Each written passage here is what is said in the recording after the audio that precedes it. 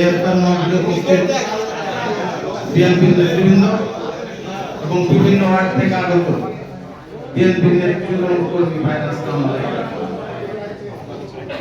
আজকের এই ইফতার মাহফিল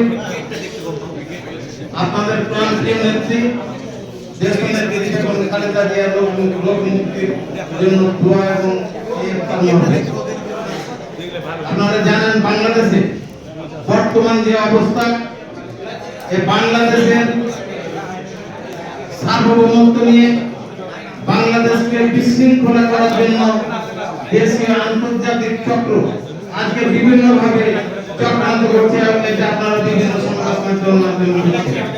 আসলে এই সমস্ত চক্রান্ত প্রতিহত করার জন্য অতীতে বাংলাদেশের জনগণ বিদেশি চক্রান্ত ঐক্যবদ্ধভাবে মোকাবেলা করেছে।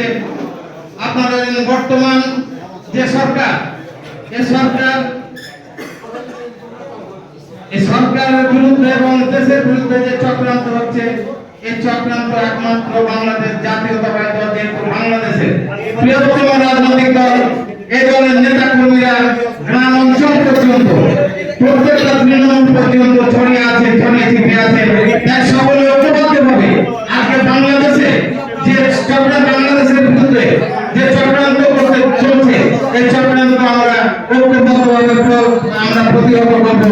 এই লক্ষ্যে বিএনপির প্রতিটি নেতা কর্মীকে বিভিন্ন এলাকায় যারা আছেন তারা জনগণকে ঐক্যবদ্ধভাবে নিয়ে এবং